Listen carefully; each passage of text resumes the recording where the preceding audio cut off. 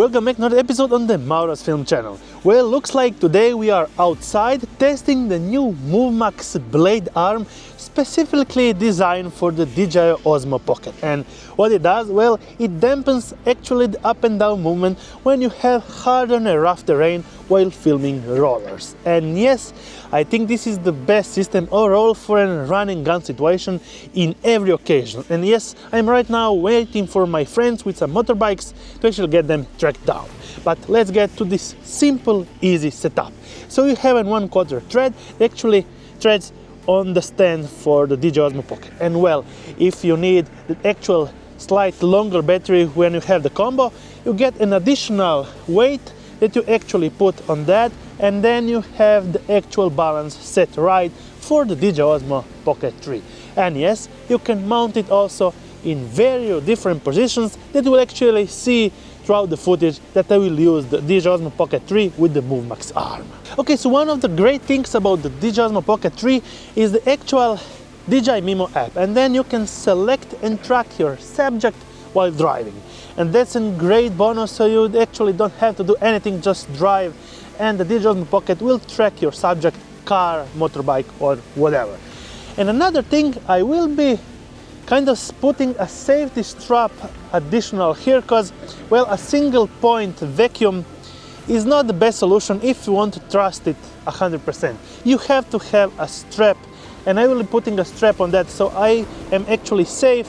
This, if it fall over, will actually just remain on my car and it should not damaging anything, but better than this hitting the road. That said, I will be testing the footage all around, mounted in different positions, so you have a better understanding how this works. And well, for this test we shall be using some freewheel anamorphic lens adapter for the Dji Osmo Pocket 3, so we will getting slightly wider anamorphic look for that amazing feel when filming the rollers. Let's go straight on it.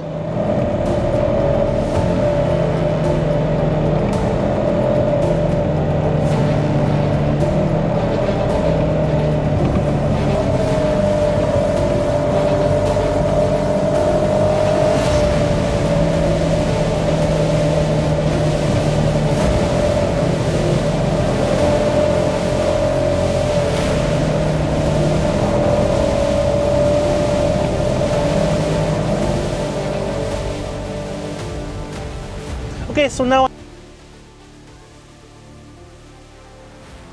actually I can frame myself with also the DJI anamorphic freewheel lens and try to film myself while I'm using also the DJI Mic 2 for a different overall. And actually I can look around and film around the complete street, understand how this actually looks.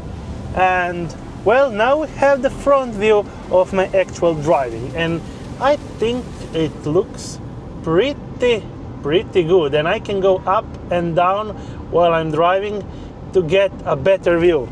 Well, this looks also pretty well exposed, and yeah, I will be driving now faster to actually understand. We are going now 60 kilometers per hour, understand how this works and how the complete footage gets out.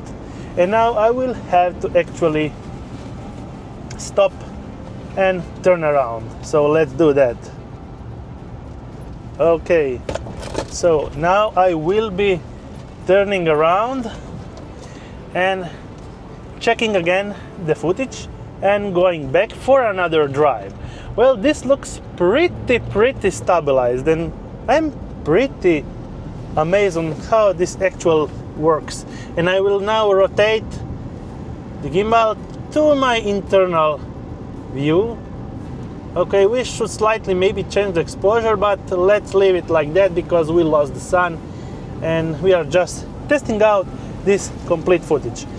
And yeah, that's me inside of my car with my Dji Osmo Pocket 3 with the Movmax blade arm, and I'm recording on the DJI Mic 2 32-bit float, and behind me I have the Sony a7S III recording this screen that I'm recording all together.